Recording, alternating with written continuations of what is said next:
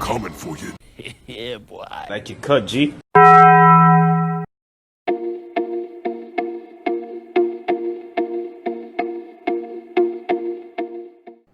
How's it going, guys and girls? This is Versions of Us back with a How to Cthulhu video. Cthulhu is a great frontliner and can easily carry your ranked and casual games. This guide's updated for the 7.10 patch. If you're newer to the game, looking to learn an easy and powerful solo or support, or trying to learn Cthulhu, look no further. Let's jump in.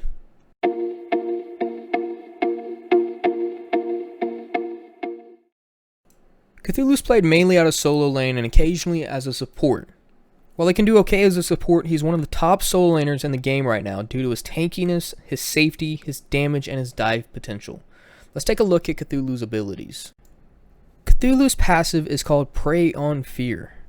Cthulhu breaks down the mental fortitude of enemy gods, applying stacks of Torment with abilities and with the last auto attack in his basic attack chain. Torment stacks last 5 seconds, and at 4 stacks of Torment, the enemy becomes insane. Insanity lasts 20 seconds and basically makes them see things on the ground, as shown. It also occasionally makes you hear abilities and relics go off even if they aren't in the game, such as a Thor ulting, a Thanatos ulting, or someone blinking. This is what it looks like when the enemy is insane. Cthulhu gains magical power as well near gods with Insanity. His first ability applies 2 stacks of Torment. His third hit in his auto chain applies 1 stack. His second ability can apply up to 2 stacks. His third ability applies 1. And his ultimate continuously applies stacks of Torment if the enemy is near him. Essentially everything in your kit applies stacks of Torment, and if you stack it within 5 seconds, they become insane for 20 seconds.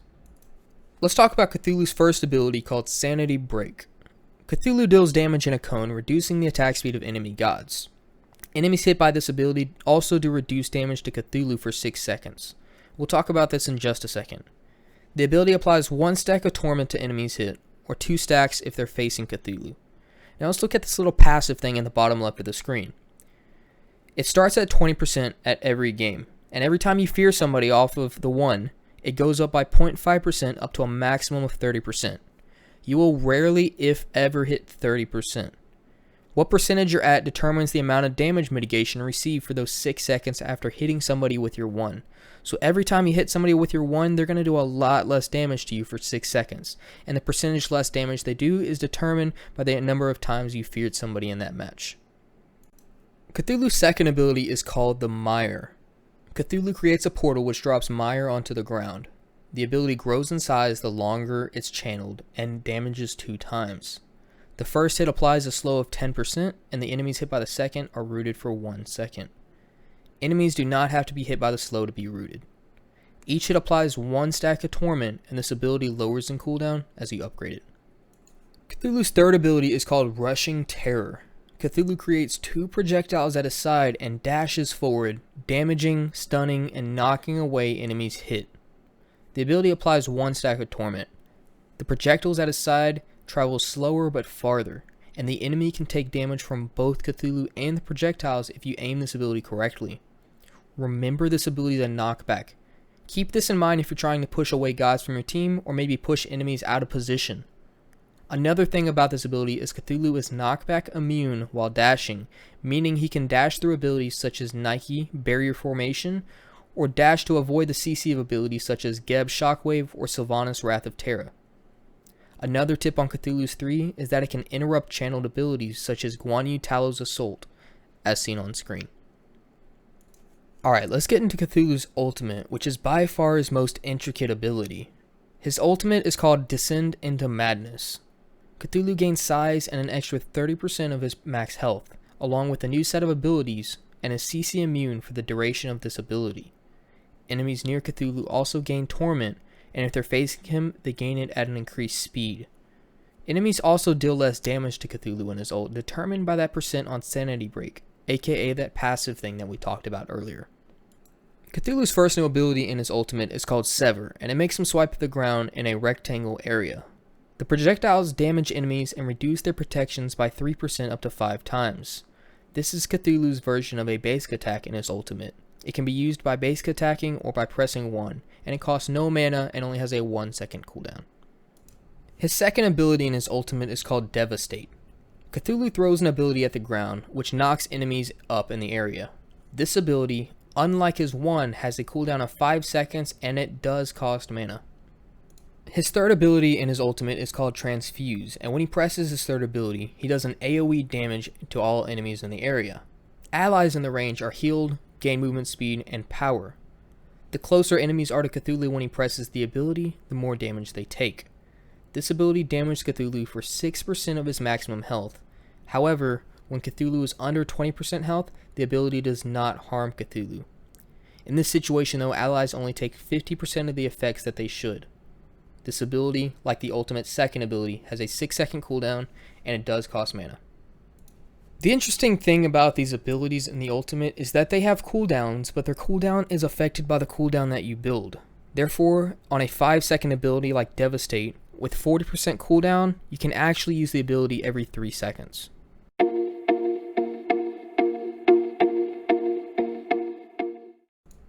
Now there's 2 ways that you can level Cthulhu's abilities, depending on if you're in solo lane or in support. Let's start with solo lane though, since that's where Cthulhu is most often played and that's where he's best. In solo lane, I always start my 1. This ability is not the most damage, but it is the shortest cooldown. In solo lane right now, you should be starting your blue buff, and with your jungler running from speed to blue. Starting the 1 allows me to use the ability on blue buff, then again on the first wave when you walk to the wave, then again it's up at the second wave. This provides good lane pressure and is large enough to hit the entire wave. At level 2, I put a point in my 3, Rushing Terror. This ability does more damage than the 2 at this point in the game if you hit with both the projectiles and the Cthulhu damage. Additionally, it provides safety, groups the wave if you hit the enemy, and interrupts channeled abilities if hit.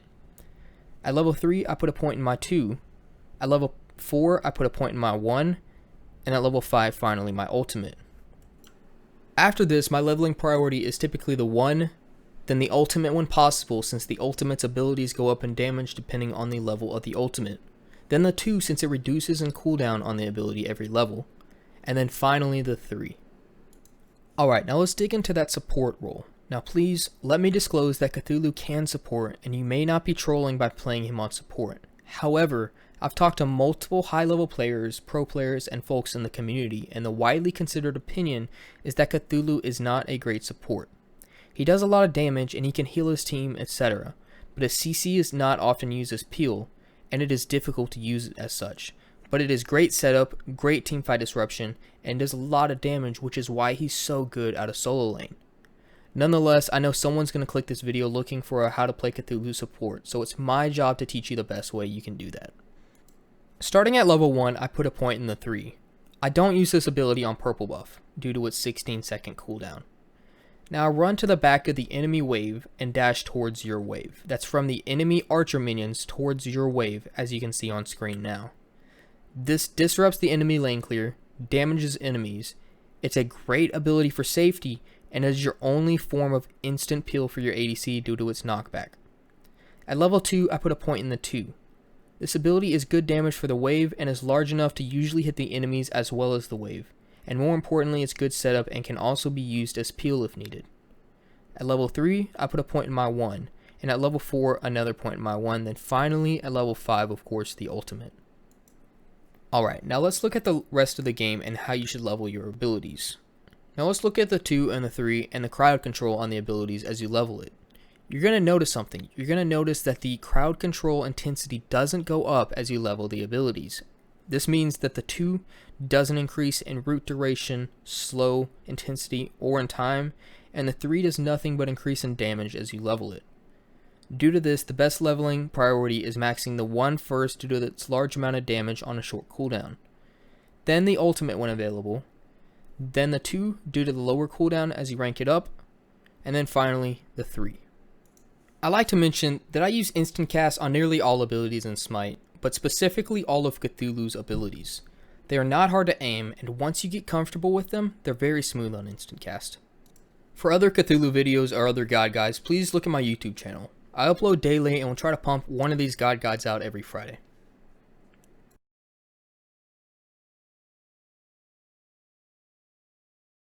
Now out of solo lane, you're going to be your typical dive comp solo laner. This means you're trying to box and bully in laning phase, and when you get to 10, 12, 15 minutes, your goal is going to be trying to proxy and get to team fights when possible. I'm not going to get too far into solo laning. Cthulhu's nothing special in this aspect. If you want a guide on solo lane, how to dive, rotate, proxy, etc., please let me know in the comments. Now Cthulhu, as mentioned, farms and rotates like your typical solo laner. However, in team fights is when he shines. Cthulhu has decent range damage on his 2, he can easily get to the backline with his 3, and he has great damage output. When he hits the backline, he should ult. Cthulhu's ult is great at disrupting team fights. He's CC immune, gains 30% health, as well as damage mitigation off of his passive. Cthulhu has knockups every few seconds and should be throwing them out as often as he can. This really helps disrupt that team fight and peel for your carries as well as set up. His ultimates 1 should be used whenever his knockup is not available. This way you do as much damage as possible, as well as prot shred for your team. His ultimates 3 is a great tool to help your team sustain and get a buff to push through that team fight. Just make sure that you're in range of your team when you use it. Alright, now let's discuss support. On support, he's a little different. He doesn't have great peel for his carries, but he does have peel. He does a ton of damage still. His 2 can be used for peel or setup, but it's not instant. His 3, as mentioned before, is his only really form of instant peel. He pushes away the enemy from his team, and in ult form he can use the knockups on his 2 to peel the enemy off your team, instead of using it to dive the enemy. He also has a heal and a stem for his team to help them. Cthulhu's best when he's played aggressive, so don't play passively on him, but don't think it's not your job to help peel for your carries. Try to soak the damage when they're being dove, especially when you're in your ultimate due to your increased health.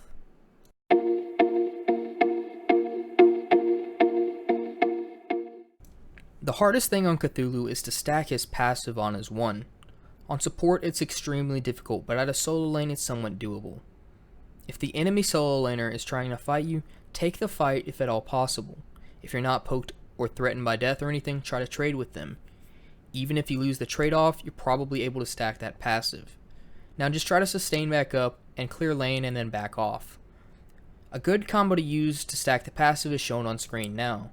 You can just auto the wave down, but at the third auto, try to land that on the enemy. Then use your 2 or your 3 on the enemy and the wave if possible, then the ability you didn't use after. Now if you land every ability and the auto attack on the enemy, you should be able to use your 1 on them and fear them, effectively gaining another stack in your passive after this. If it doesn't work, just keep spamming abilities at them and then use your 1 when they're insane. You'll get the stack regardless. Another tip I have is in Cthulhu's ultimate. When Cthulhu's in his ultimate form, he can still be killed when a team turns on him. However, he can throw all of his abilities in his ult form from behind walls, and due to his size in his ultimate, he can still see where he's using these abilities. Although it's not always the best option for you if you're trying to soak damage or chase the enemy, this can help you keep your safety while still doing damage in your ultimate. Another tip I have is using your 2 preemptively. Your 2 can be great setup or peel for your team, but in jungle corridors or in lane, the 2 can be threatening for an enemy. If they're running away or running at you and they get caught in the mire, they're often at the mercy of your team. So sometimes using the 2 preemptively can force them into a different direction, and you can help control where they're going. On screen now you can see a Baka trying to attack me to get to mid lane to help his teammate. I used the mire on me and he was forced to change his pathing, ultimately leaving his mid laner to die. And the last tip I have is actually how to counter Cthulhu. Cthulhu has a rough time in team fights and it executes, sunder, or gods that effectively use concise. Due to the health he likes to build and the health he gains in his ultimate, these items and abilities are built to counter health and can absolutely decimate Cthulhu when a team turns on him.